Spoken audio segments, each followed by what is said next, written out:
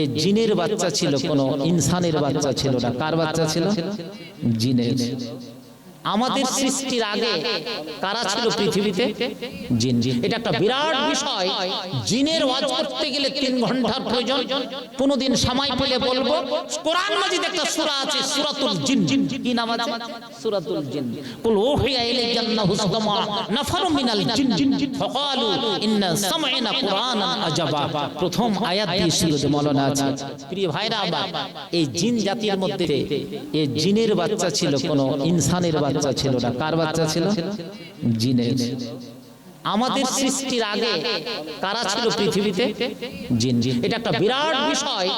জিনের ওয়াজ করতে গেলে 3 ঘন্টার প্রয়োজন। কোনদিন সময় পেলে বলবো। কোরআন মাজিদে একটা সূরা আছে, সূরাতুল জিন। কি নাম আছে? সূরাতুল জিন।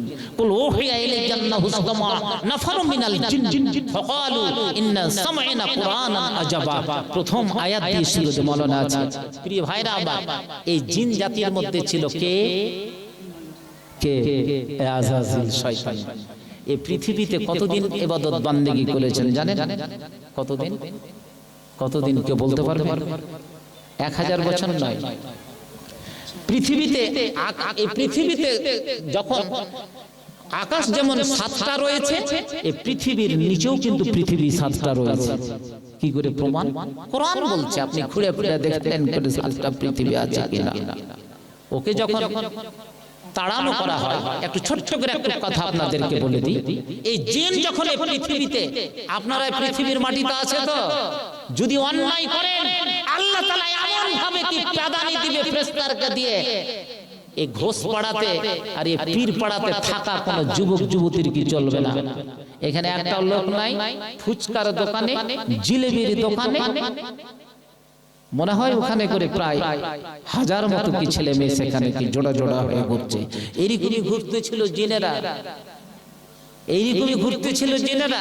জিনেরা যখন অন্যায় করলো পৃথিবীর মাটি থেকে, আল্লাহ তাআলা জিবরিলকে বলল, সমস্ত জিনকে পৃথিবীর মাটি থেকে বিতাড়িত কর। পাহাড় পর্বত জঙ্গলকে হাসিয়ে দেয়, চলে বস, সমস্তগুলো ফেলে দেয়। এভাবে যখন হাঁকাতে শুরু করলো, তখন জিনেদের মধ্যে একটা ছোট্ট বাচ্চা কাঁদছিল। খুব মায়া হলো হযরতে জিবরিলের, কোলে তুলে নিল। আর যত তাড়ায় তত পালায়। ওই বাচ্চাটাকে জিনেরাকে গছাবার জন্য কিন্তু কোনো জিনের কোন ব্যক্তি কেউ কিন্তু গ্রহণ করলো না। শেষ পর্যন্ত কোলে করে নিয়ে আল্লাহর কাছে উপস্থিত হলো। আল্লাহকে বলল, হে আল্লাহ, আমি একটা বাচ্চা পেয়েছি জিনের মধ্যে, কি করব? তুমি কেন নিয়ে আসলে? খুব মায়া লাগছিল, কাঁদছিল, কিন্তু তার মা বাবা তার আত্মীয় স্বজন ছেলেটাকে গ্রহণ করেনি।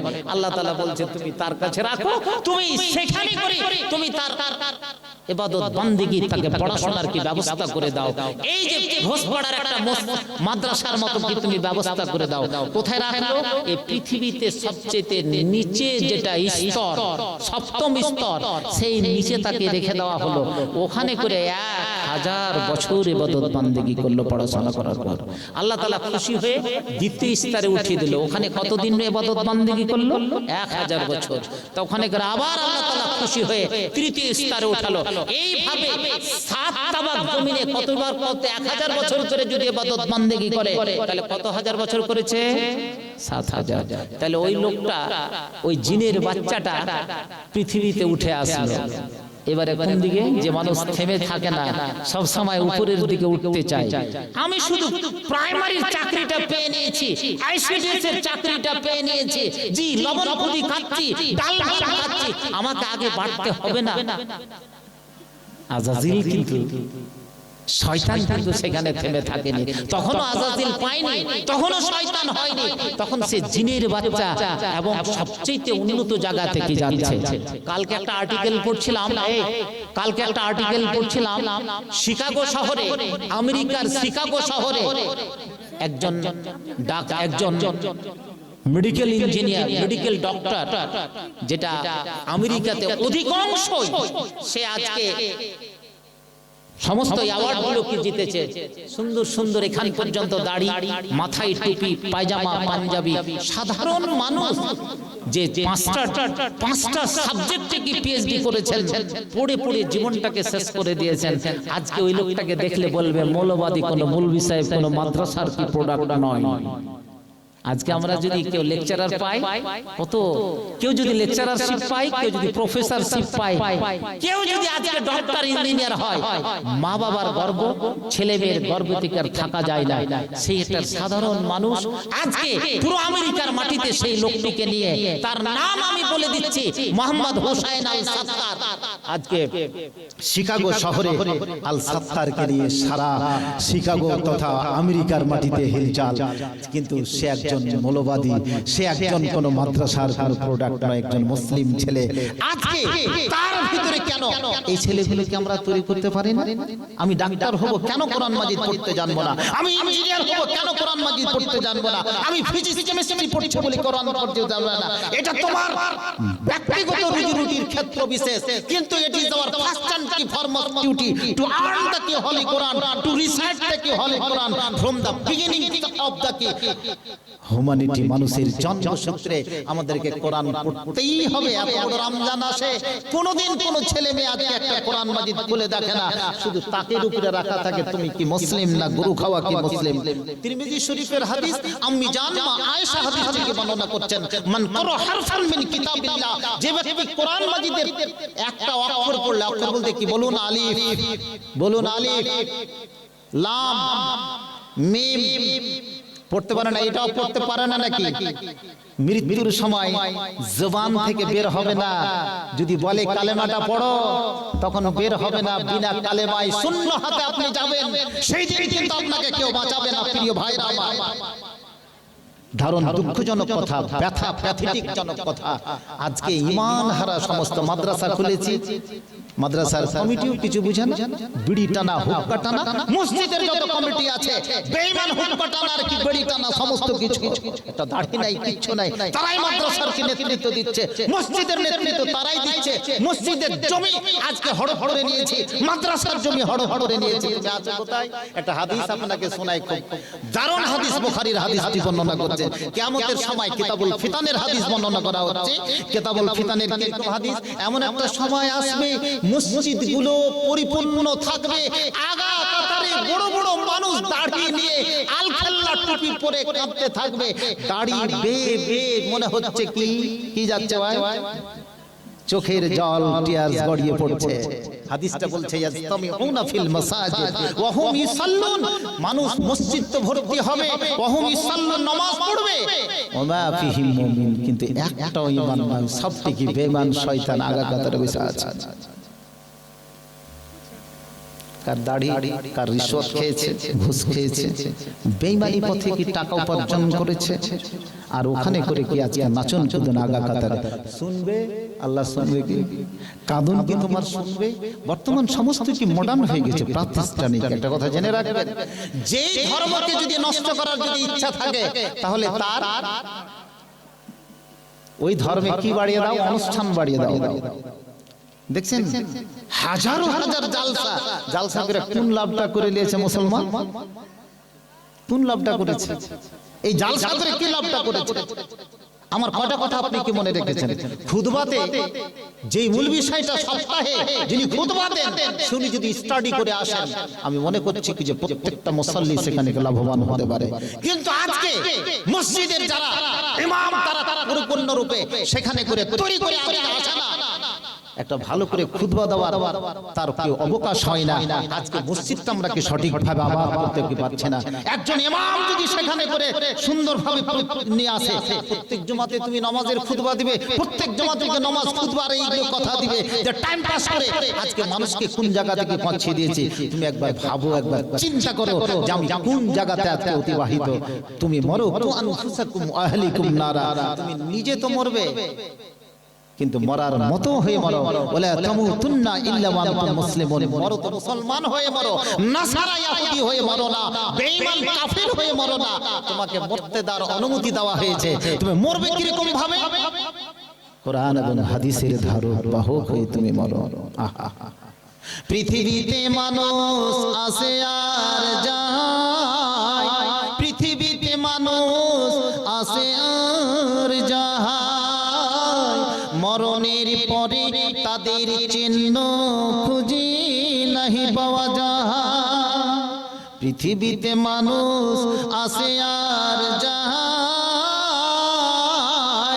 মরণের পরে তাদের চিহ্ন খুঁজি নাহি পাওয়া যায়।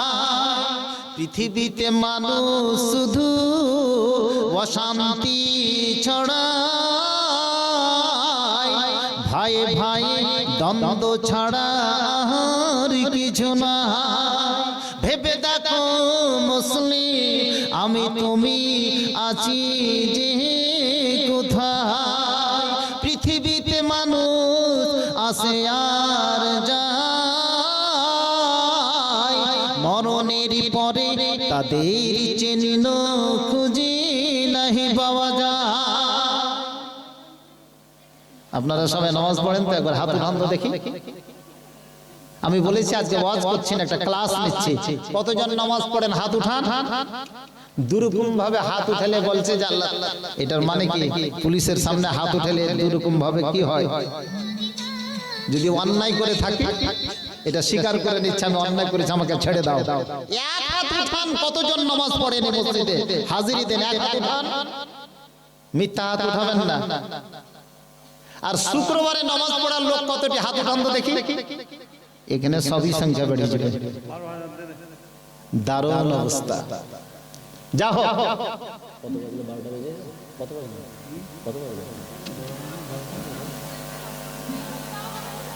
কত বাজলো তাড়াতাড়ি দেখেন। 12:30। লম্বা করা যাবে না,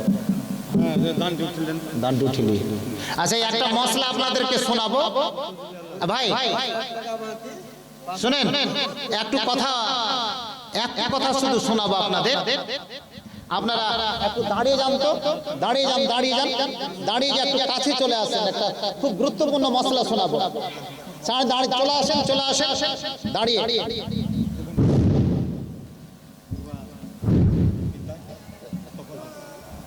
সবটি চলে আসেন, মাশাআল্লাহ, লিল্লাহি তাকবীর। চলে আসেন, চলে আসেন, চলে আসেন।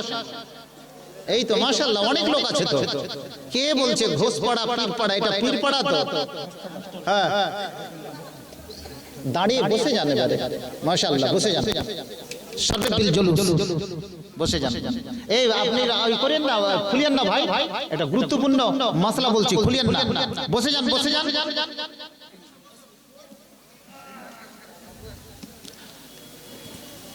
বসে যান। কেউ দাঁড়িয়ে থাকবেন না, মজলিসের শেষের দোয়াটা হবে। বসে যান, বসে যান। সামনে আমাদের কি রমজান, তো মাত্র একটা মাস, 13 তারিখ থেকে রমজান ক্যালেন্ডার বলছে। আমরা কিন্তু প্রত্যেক বছর লড়ি, আপসি লড়ি বেশিরভাগ, তাই না? কিছু বলছেন নাকি?